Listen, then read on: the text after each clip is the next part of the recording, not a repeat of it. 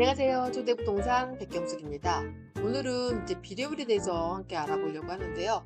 비례율은 주택 재개발 사업의 사업성을 판단하는 중요한 지표 중 하나예요. 어, 왜 사업성을 나타내냐 하면은 총 수익에서 지금 총 사업 비용을 뺀 금액을 종전 자산의 총 평가액으로 나눈 비율이기 때문인데요.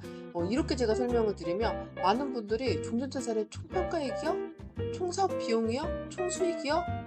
대표님 너무 어려워 하시는 분들 많으세요. 그러니까 많은 분들이 지금 감정평가액에서 비례율을 곱하면 권리가액이 된다는 걸 아시는데 비례율에 대해서는 자세히 모르시기 때문에 조금 많이 헷갈려 하시는 분들도 있고 어려워하시는 분들도 계시는 것 같아요. 그래서 오늘 이제 비례율에 대해서 그 개념과 계산식, 그다음에 이제 활용하는 방식이나 특징들 좀 살펴보려고 해요. 그래서 오늘은 비례율에 대해서 알아보는 시간을 갖도록 하겠습니다.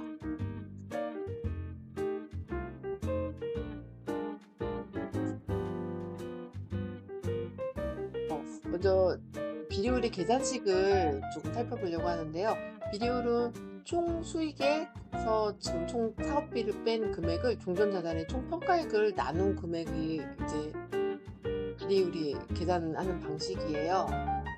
쉽게 표현을 해드리자면 예를 들어 우리가 음식점을 한다라고 했을 때 음식점을 이제 하기 위해서 점포도 얻어야 되고 인테리어 비용도 해야 되고 뭐 집기도 사야 되고 기타 등등 해서 한 5천만 원 정도가 투자가 됐다라고 해서 열심히 지금 내가 이제 장사를 해서 매출을 1억을 올렸다라고 가정을 했을 때 이 매출을 또 올리기 위해서 우리가 뭐 재료비도 들어가야 되고 이제 사람을 써서 인건비도 들어가고 공과금도 내야 되고 뭐 이제 기타 등등 지출이 있겠죠. 이 지출을 5천만 원 정도 잡았을 때라고 하면 이 음식점의 비례율은 사업성은 100%가 될 거예요.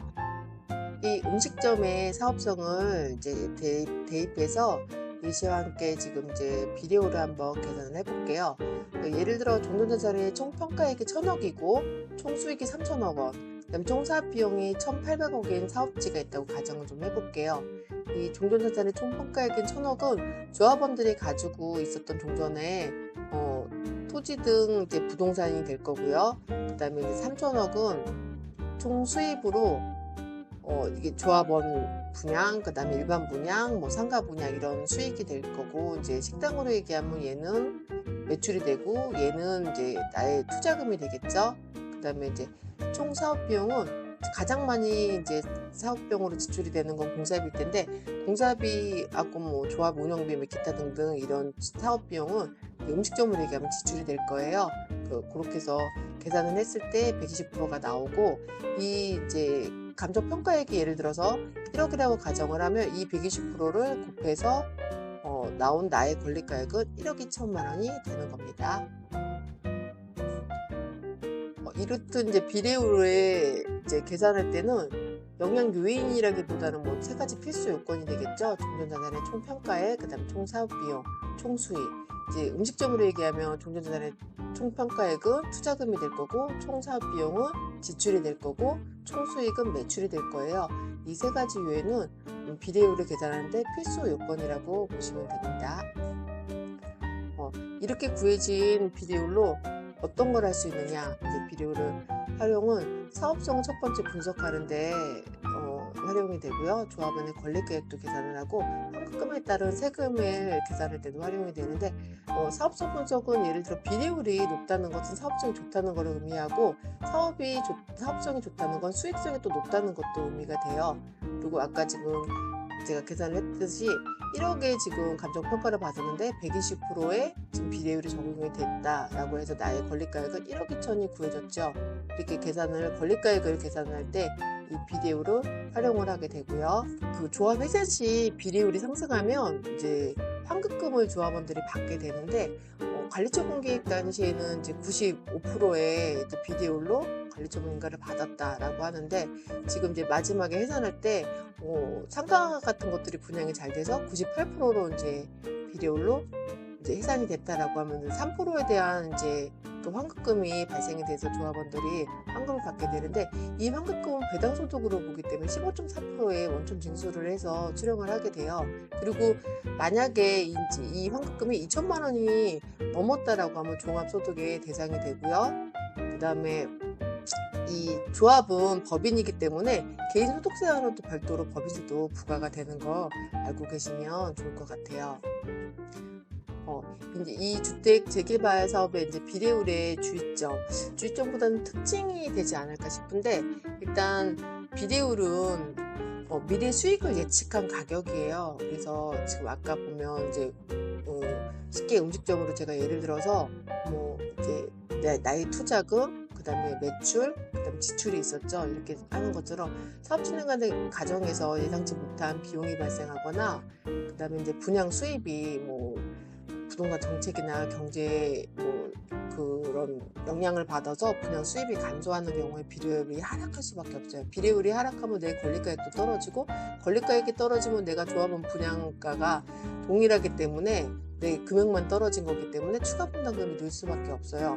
그래서 이제 얘는 비례율은 미래 수익에 대한 예측한 가격이기 때문에 항상 변동이 될 수 있는 요인을 안고 있다는 것을 알고 계시면 좋고, 이제 갈등이 발생할 수 있고 조합원의 이익이 극대화되는 것이 아니라는 거는 어떤 경우냐면, 예를 들자면 지금 감정평가를 1억을 받았어요. 이 1억을 받은 사람이 지금 120%의 비례율이 적용이 되면 이 사람의 권리가액은 1억 2천이 될 거예요.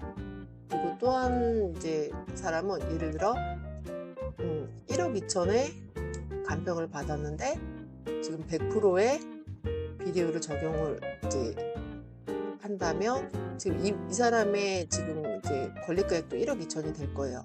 근데 지금 이쪽은 비례율이 더 높음에도 불구하고 1억 2천, 1억 2천 동일해요. 만약에 조합원 분양가가 같다, 뭐 5억으로 같다 하면은 내야 되는 돈은 추가 분담은 같을 거예요. 그렇듯이 이 비례율이 높다고 해서 반드시 조합원의 이익이 극대화되는 건 아니고, 이 지금 감정평가액도 굉장히 중요해요.